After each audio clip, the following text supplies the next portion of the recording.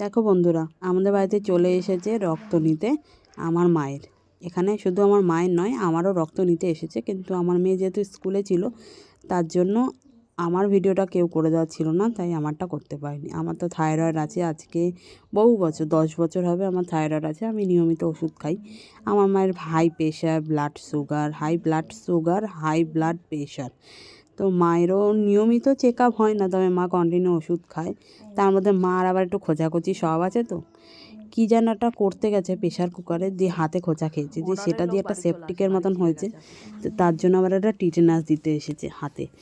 তারপরে আবার তার ব্লাড নিয়ে যাচ্ছে। তো আমার মায়ের তো খালি পেটে একটা নিতে হবে রক্ত, আবার ভরা পেটে। তো আমি ভাইটার সাথে কথা বলছি। এই ভাইটা হচ্ছে ব্যাংকের দিকে যেতেই ওই শৌচালয়ে আমরা যাই যে লেপবালিশের দোকান, তার অপোজিটে ওষুধের দোকানটা।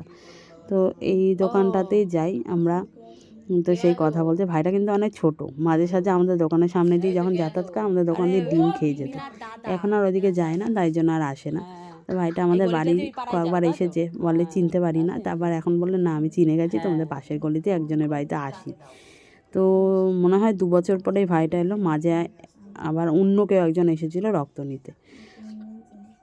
আর সাইডে আমার মেয়ে পড়া করছে, আমার পাশে আমার মেয়ে পড়াশোনা করছে। আমার মেয়ে তো পরীক্ষা চালু হয়ে গেছে, সেই কারণে। তো ভাই এবার মনে হয় টিটেনাসটা মাকে দেবে। তো আমার মায়ের মুখটা দেবে কীরকম করবে টিটেনাসটা দেওয়ার সময়। এবার মা দেবে টিটেনাস।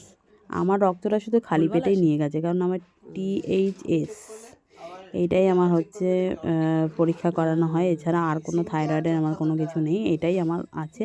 তাও এখন একদমই সামান্য 1%। তো এবার টিটেনাসটা মা দেবে। আমার মায়ের মুখটা দেখো কীরকম করবে।